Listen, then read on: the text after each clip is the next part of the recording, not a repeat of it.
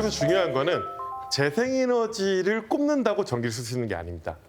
전기가 흐르는 전력망, 송전망이 필요한데요. 재생에너지는 빨리 건설이 되거든요. 근데 송전망 건설은 시간이 걸리기 때문에 발전과 송전을 동시에 빨리 하겠다. 전기 패권을 우리가 장악하겠다라는 게 중국의 목표고, 그리고 특히 베이징과 상하이를 잇는 초고압 송전망 프로젝트 같은 경우에는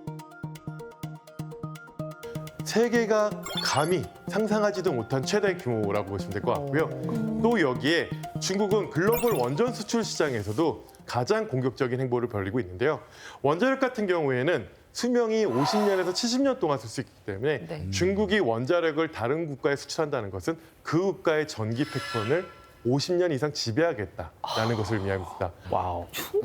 그러니까 중국이 되게 의외인데 갑자기 전혀 그 전까지는 그런 생각 안 하는 것 같다가 갑자기 뭐 기후 변화에 다 같이 노력해야 한다는 도덕적 의무감이 생긴 건 아닐 테고 목적은 뭘까요? 사실 중국 입장에서 보면 중국도 기본적으로 화석 연료의 대부분을 수입을 하고 있기 때문에 에너지 안보적으로 어떤 국가적인 목표가 있었고요. 또 우리가 베이징에 가보게 되면 대기 오염이 되게 심합니다. 석탄을 많이 쓰고 나무를 많이 쓰는 그러한 특성으로 인해서 그런 인민의 건강을 위해서도 청정 에너지로서의 전환을 강조하고 있습니다. 특히 올해 마무리되는 4차 5개년 현대 에너지 체계 계획에서는 국가의 주력 전원을 재생에너지로 하겠다. 2030년까지 화석연료가 아닌 에너지의 소비 비중을 최종 수요 기준으로 25%를 달성한다는 국가 차원의 목표를 세워서 정말 달려나가고 있습니다. 아니, 지금 말씀이 사실 미국도 놀랍고 중국도 놀랍거든요. 그런데 주력 발전원의 중심은 모두 다르지만 중요한 건 미국, 중국 다 에너지에 대량 전력의 올인. 이렇게 볼 수 있는 거 아닌가요? 역시 올인. 역시 뭐 그 뒤가 없네요. 시사 아나운서. 약간 네 선생님 약간 진심이 아니신 것 같아요. 제가 약간 말씀. 지연이 있었습니다. 이러면 안 되는데. 역시 시사도. 네. 선생님. 다시 돌아오겠습니다. 예, 예. 네. 근데 정말 AI 패권, 인공지능 패권을 노리는 미국과 중국에 있어서 전기 전쟁을 피할 수 없는 상황이라고. 1차 전쟁이 전기 전쟁. 그렇죠. 물가변이요. 그래서 당장에는 폭발적으로 증가할 수밖에 없는 인공지능 인프라 때문에 빠르고 확실한 전기가 필요하고요. 사실은 궁극적인 목표는 분명합니다. 우리가 전력 공급 안정과 함께 또 기후변화라는 목표를 잊어서는 안 됩니다. 그래서 되게 어렵고 힘들지만 꼭 해야 되는 숙제들은 있다라고 말할 수 있을 것 같습니다. 아니 이게 좀 뭔가 답이 있거나 그러면 좀 쉬울 텐데 이게 에너지 정책이라는 게 이렇게 신중하게 잘 판단해서 가야 되는 것 같아서 어렵습니다 이게. 네. 앞으로 인프라 전쟁이 될 수밖에 없습니다. 왜냐하면 전기는 생산도 되게 중요하지만 전기를 이동시키는 전송도 되게 중요한 부분인 것 같고요. 전송, 이렇게 전송하는 거. 전기줄. 네. 근데 이런 전력망을 볼 때 전력 계통에서 문제가 발생할 확률이 점점점 높아지고 있습니다. 왜냐하면 쉽게 말해서 전기를 보내고 싶어도 길이 없는 그런 문제가 나온다라고 보시면 될 것 같습니다. 그래서 에너지 전환, 그러니까 그 탈탄소라는 우리 목표를 달성하기 위해서는 그 발전원들이 지금보다 5배 정도 많아져야 되는 상황이거든요. 재생에너지원 중심으로. 그러면 또 다른 송전선 그리고 배전선로 역시 새롭게 만들어져야 됩니다. 그래서 전 세계 기준으로 보면 발전원은 준비가 되어 있습니다. 네. 돈도 준비가 되어 있습니다. 근데 전력망이 준비가 안 돼서 이런 병목에 걸려 있는 그런 문제가 나온다라고 보시면 될 것 같습니다. 그래서 이런 부분에서 볼 때 이거는 기술 문제가 아니라 네. 그냥 인프라와 시간의 문제이다라고 보시면 될 것 같습니다. 그것도 전기 전쟁 정말 이렇게 만만치 않은데요. 이렇게 쌓여있는 숙제가 정말 많군요. 이걸 다 해결하고 전기를 안정적으로 확보할 수 있을까요? 진짜 중요하고 어려운 질문을 하셨습니다.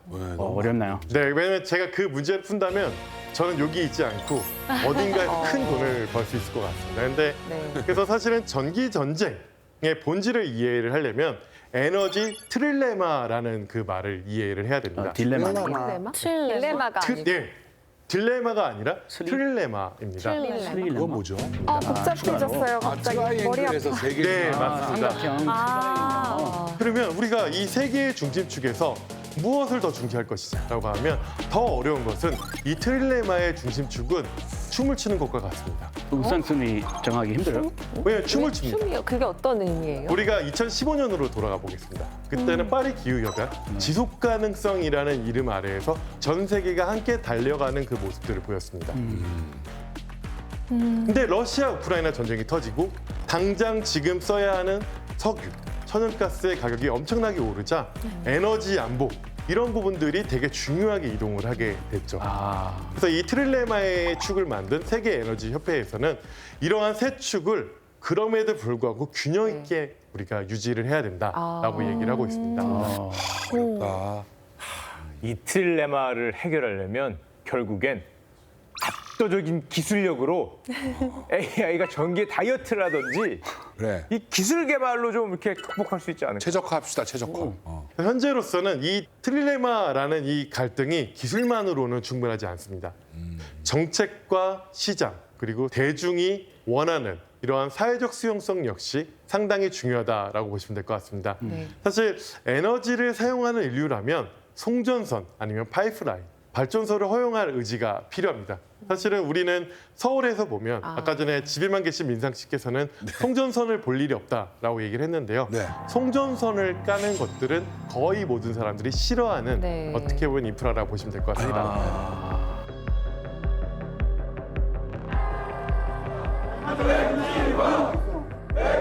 그런 부분에서 사회적 수용성과 합의와 협의를 어떻게 이루어올 것인가 어렵네요. 이런 난관들을 우리가 만들어 나가는 것은 함께 수용성을 만들어가는 반드시 극복해야 될 과제라고 보시면 될 것 같습니다. 쌤 말씀대로 뭔가 전 세계적으로 우리가 다 함께 해결해 나가야 할 과제들이 굉장히 많은 것 같은데 이 상황에서 우리나라는 전기 전쟁에서 살아남을 수 있을 것인지 그게 제일 궁금하거든요. 사실 우리가 에너지 수입이 99%라고 이야기를 합니다. 그런데 에너지 소비량은 거의 세계 최고 수준에 해당됩니다. 그런 부분에서 우리의 미래가 과연 밝다라고 얘기할 수 있을까? 이 질문에 대해서 우리는 같이 고민할 필요가 있습니다. 지금 당장 우리나라는 인공지능을 국가의 차세대 성장 동력으로 삼은 만큼 데이터 센터를 증설하고 확보하는 부분도 중요합니다. 근데 당장 보면 우리는 주력 산업들이 존재하죠.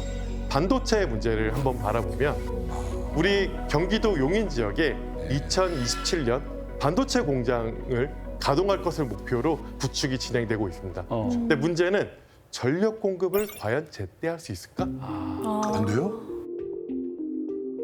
될지 안 될지 불확실한 상황입니다. 아직 확보 못했어요. 걱정도 못하는데 짓고 있는 거예요?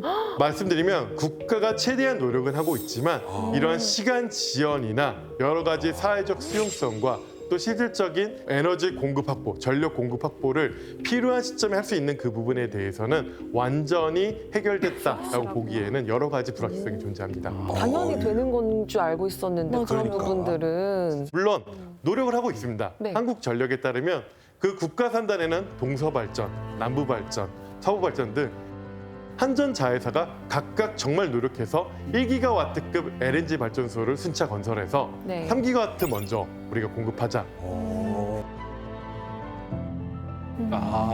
또 천안, 구미, 청주, 포항, 새만금, 울산 등 전국 각지의 2차 전지, 디스플레이 등 우리의 전략 산업들을 위한 특화 단지들을 조성을 하기 위해서 여러 가지 노력들을 진행하고 있는데 그 이면에 있는 전력 공급을 제때 충분히 할 수 있을 것이냐 이 문제는 모두가 정말 높은 우선순위로 두고 고민해서 해결해야 될 문제로 올라왔다라고 보시면 될 것 같습니다. 쌤 말씀을 들어보면은 이게 실현 가능성이 있는가라는 건 또 다른 차원의 문제잖아요. 지금 상황은 급한 것 같고 어떻게 정말 좀 일어날 수 있는 과제라고 생각하십니까? 우리 선배 세대들을 생각을 해보면 한국 전쟁 이후에 폐허의 땅에서 또 아무 불도 없는 호롱불 속에서 지금의 첨단 산업이 움직이고 24시간 동안 꺼지지 않는 에너지가 있는 지금 현재를 만들었습니다. 50년 전, 70년 전 아니면 30년 전을 봤을 때 지금과 같은 에너지 인프라를 구축할 수 있을까? 물론 굉장히 쉽지 않은 길입니다. 그렇지만 이러한 배경 속에서 우리가 할 수 있는 일은 해 나가야 된다라는 원론적인 답변을 드릴 수밖에 없을 것 같습니다. 그리고 우리가 전기를 못 구할까 겁내는 것은 대체로 돈이나 기술의 문제는 아닙니다. 진짜 병목은 우리의 인식 문제입니다. 그리고 정치적인 갈등 아니면 이런 사회의 문제가 아닌가라는 생각을 듭니다.